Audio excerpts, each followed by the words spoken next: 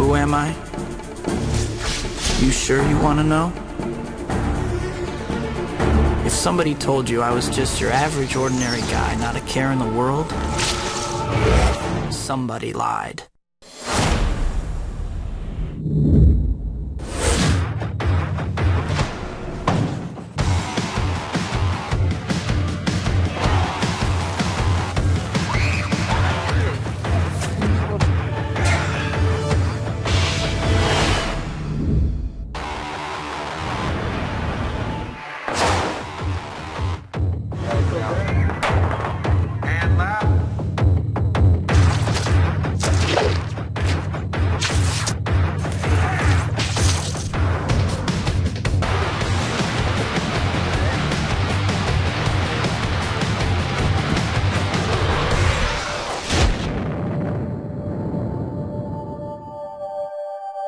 First I heard about Spider-Man. It sounded interesting to me, but only if it was done the right way, like done in a way that would excite me, you know, in a classy way with a good filmmaker and a good story and a good cast. When I first heard about Spider-Man, I was like, oh my god, like what a cool character to do, because Spider-Man's, you know, a more humanistic superhero, so I feel like a lot of people can identify with him, and it's a good story as well as all the action. What happens to the people in the story is quite involving. Spider-Man is about extraordinary things happening to regular people. The strength of Spider-Man, for me, has always been the fact that he's a real person. He's one of us who's gone through elementary school, junior high school, and now high school. So he has absolutely our frame of reference on things. He can't get the girl, he's broke, and suddenly he's this superhero.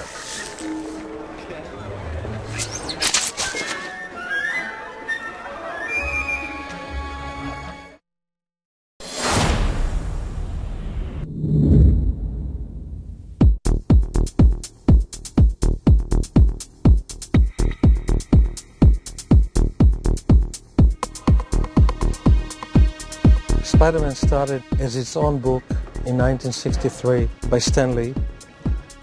I was looking for an idea for a new superhero, and I was sitting at my desk and I saw a fly crawling on the roof. And you know, one of the things you always look for is what new power can I come up with? And I said, gee, wouldn't it be something to have a hero who could crawl on walls?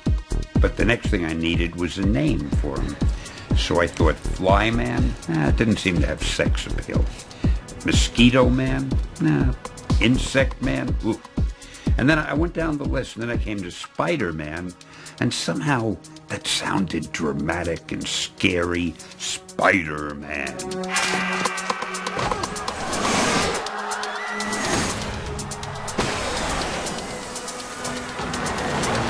Come on, move, kid.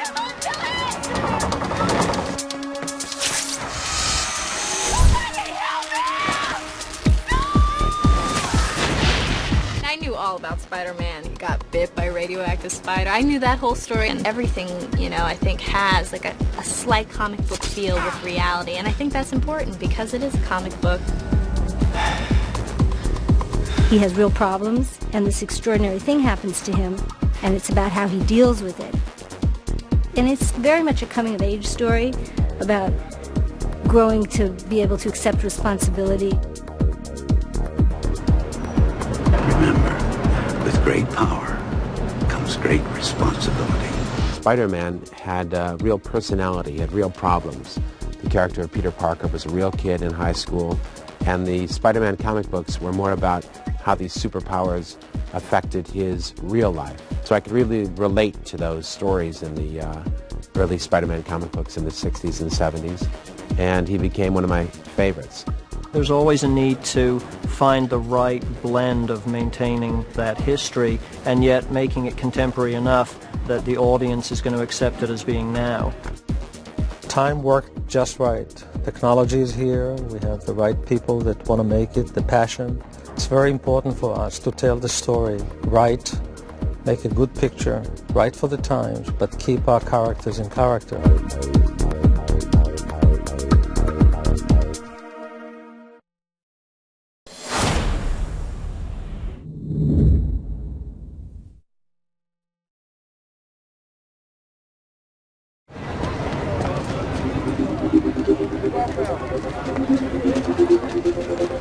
Peter's, you know, he's insecure, he's uncomfortable, he's not like the charismatic, charming guy with girls.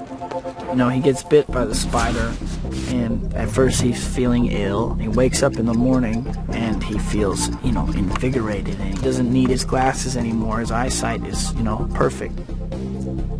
Weird. It feels totally different, and I think, you know, part of it confuses him, and he's scared, but also excited. Goodness me! I thought you were sick. I got better.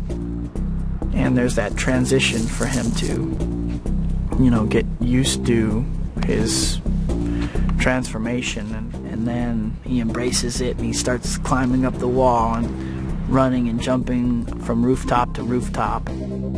Spider-Man moves, and he does a dance. I know Sam likes to talk about his sort of choreography in the air as like a really graceful dance.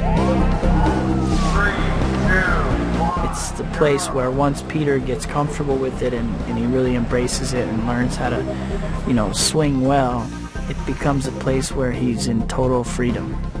I think there was a consensus that Tobey could play the Peter Parker side of the movie, and some question, quite honestly, about could he be Spider-Man. So he came in and to his credit, did a test and blew everybody away. Boy, right there! I gotta bring you in. Oh my God, there's still somebody up there! I'm going. I'll be here when you get back. Not coming back, Chief. Go! Go! Tobey Maguire was so powerful in his performance as Peter Parker. He was very real, and you could see that he was a sensitive individual, and he just was very potent in his stillness. And I knew that there was a lot there that we needed for this particular character of Spider-Man. Tobey's great. It's perfect. I mean, when I see him in those glasses and I see him walking around, it looks like it's Peter Parker. I don't know. There's something that is incredibly fitting.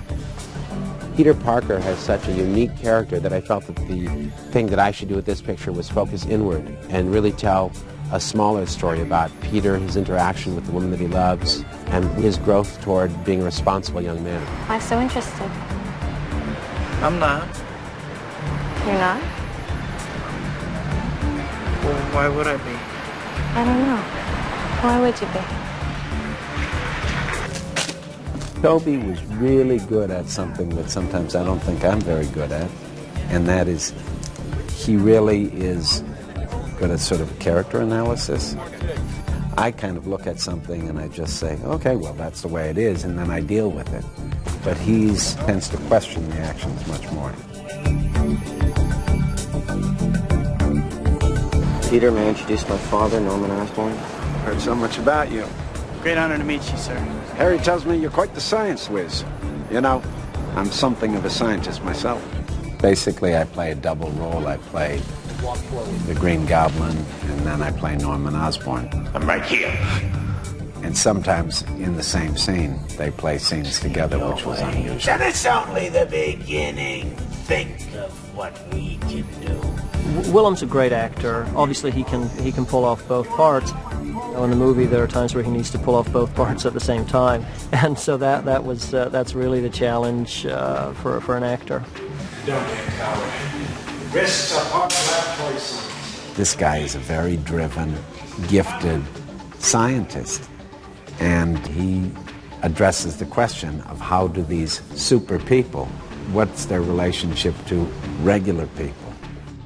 This super intelligent, super powerful guy recognizes, you know, good qualities of Peter, which makes him feel great. You know, it's like somebody notices me and recognizes me that I respect. No, I appreciate it, but I'll be fine. No problem. I'll make a few calls. No, I couldn't accept it, sir. I like to earn what I get. I can find my own work. I respect that. You want to make it on your own steam.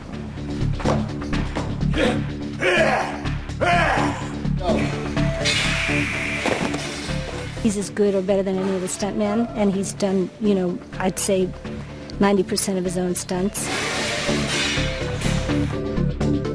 And really kind of brought this physicality to the Goblin, to the portrayal, was also, you know, this when he's Norman, he's one way physically, and when he's the Goblin, he's completely transformed. No one says no to me!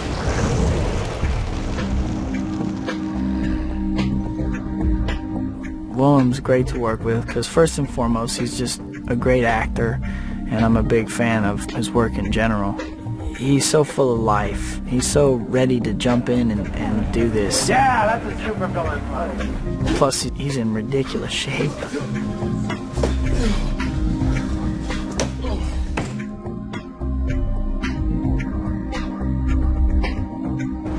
I like the character of MJ just because it gives me a chance to make a hero for the young girls who watch the film. She has a bad childhood, bad past, and abusive parents, and in the beginning of the film, she always tries to stay the football player, or be popular, or just cover up her home life and try to be somebody who she's not. She catches little glimpses of Peter Parker's love for her, but it doesn't really register in the beginning. It's kind of just lingering, I think, in the back of her mind.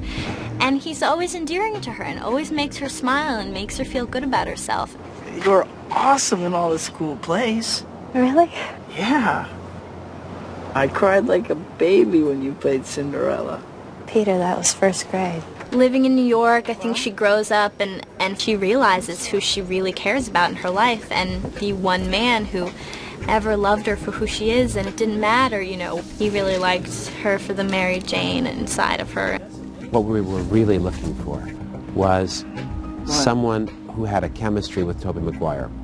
We wanted the audience to recognize that these two people had a connection, and we wanted the audience to need them to be together. And when I saw Kirsten and Tobey perform the scene together, we felt that they made that connection. She really is a very hardworking young actress. I think Kirsten's great because, first of all, she's a really great, soulful actress who knows how to have a lot of fun. And it's great to work with that kind of energy. When you have the Mary Jane of the comic book, so you're always trying, just like with Peter Parker, you're trying to live up to what's that expectation, so you're kind of waiting for someone to walk in the room where you go, oh, that's Mary Jane, that's MJ.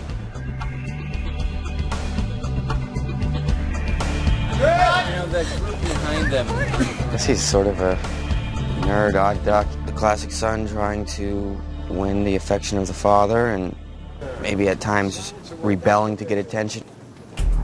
James Franco had actually come in for Spider-Man, and we'd just been so taken with him, thought he was remarkable.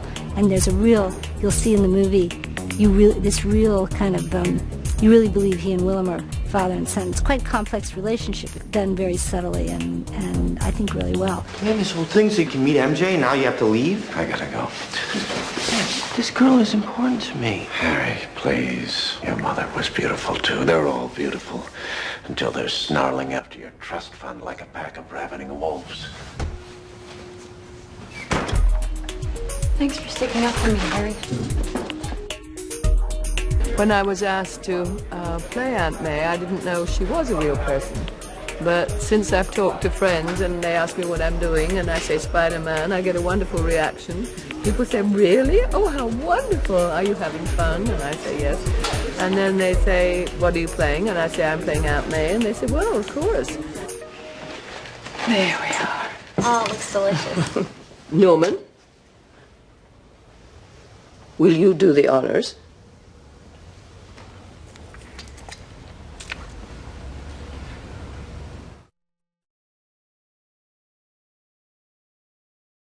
Hey, going to the downtown library. I'll see you later. Oh, yeah, wait, Pete. I'll drive you there, buddy. Oh, no, I'll take the train. No, I need the exercise. Go on, go. I think Ben is, if there is such a thing as a typical avuncular uncle, a warm, loving, caring uncle who wants to be everything a father should be to a son who is not his son. Pete, look, you're changing. I know. I went through exactly the same thing at your age. No, not exactly. Peter, these are the years when a man changes into the man he's going to become the rest of his life. Just be careful who you change into.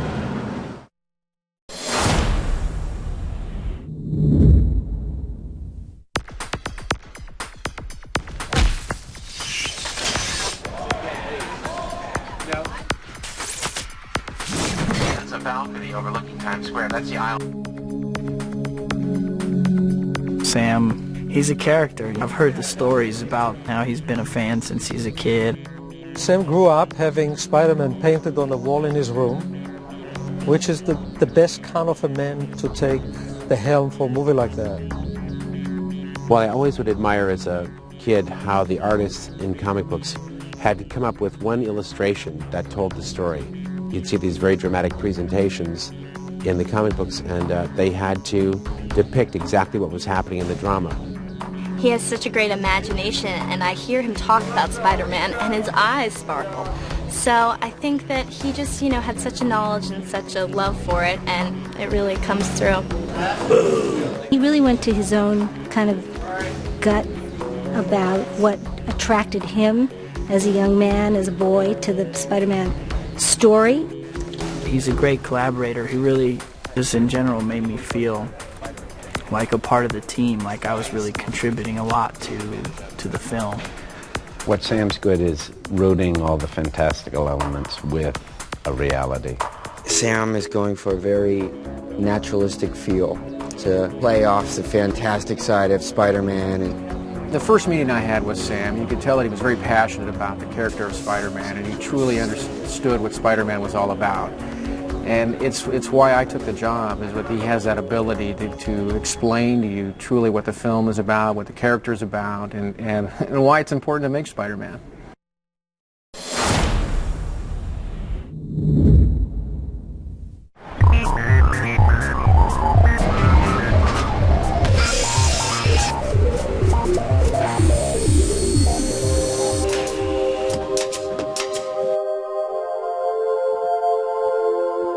The sets were really fun to work on and really fun to see them build, and exciting to see them go up.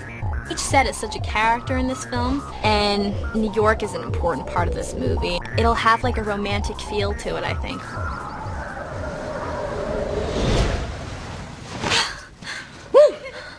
I didn't feel it was proper to have a super stylized world, like the comic book world like you see in a lot of comic book films. I felt that the most important thing to do was to create a real world. There are parts of New York that are magical. So what we decided to do was just to create a whole city of those realistic, magical parts of New York.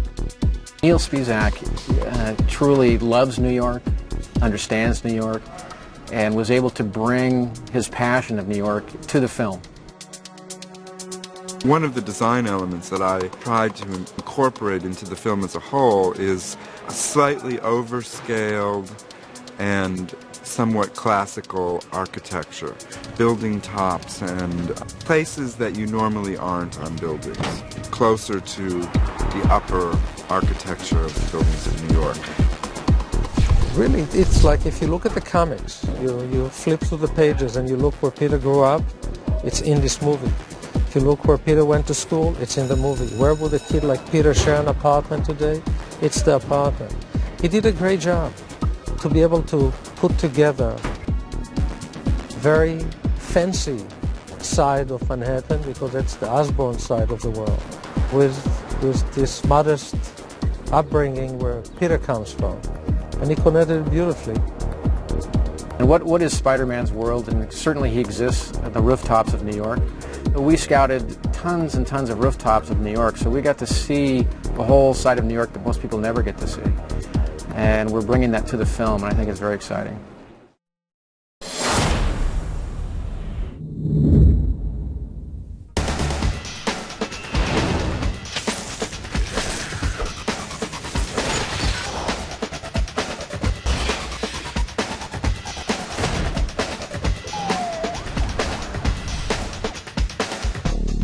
It was so important to me that it looked real. If it looked bogus, it wasn't going to work. Our optical effects supervisor, John Dykstra, convinced me that it would be possible. The important part of this movie was to make sure that the character's humanity showed through even when he became a superhero. And although we'd like to think that our stunt people and our actors can do all of these terrific fly through the city scenes, the truth of the matter is that it's either too dangerous or physically impractical for them to do that. So what we're going to do is we're going to fill in between the lines. I think that we are very fortunate to to have John Dykstra on this movie. John has an amazing legacy in the effect business.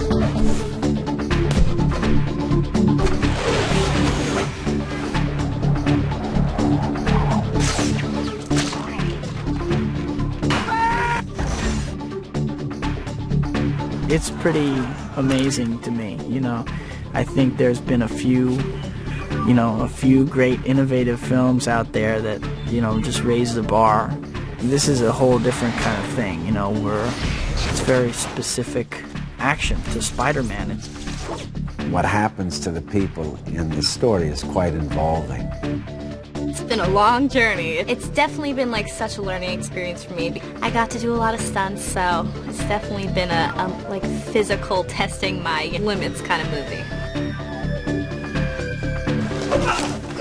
The level of action in Spider-Man is exceptional. There's so many elements that were designed from the ground up to create an action sequence, an aerial dogfight battle over Times Square. You don't see that every day. I've never learned so much making a picture as I made this one.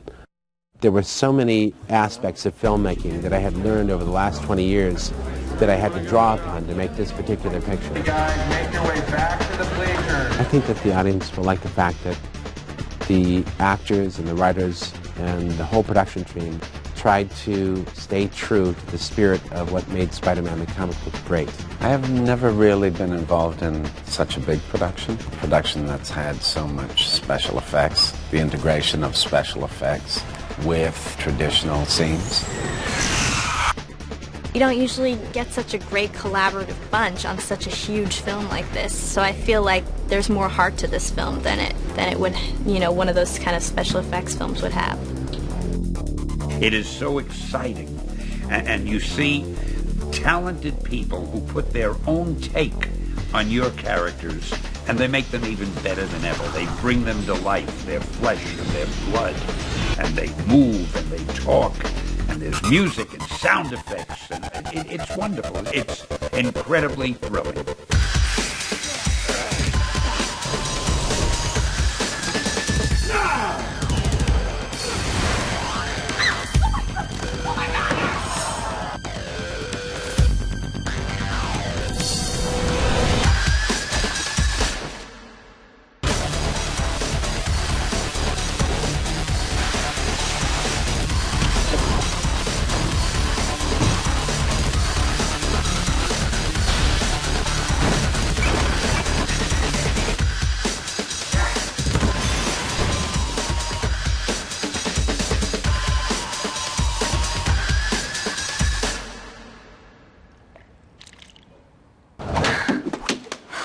Wow, great reflexes.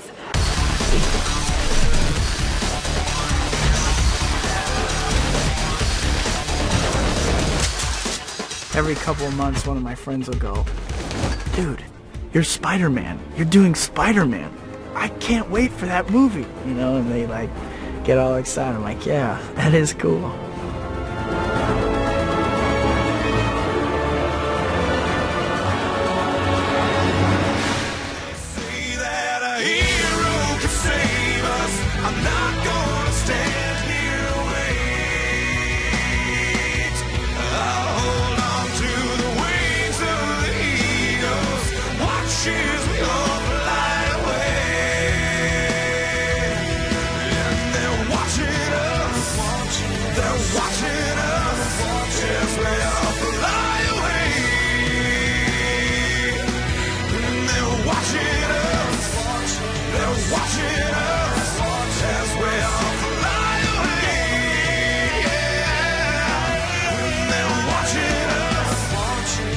Watching us as we are.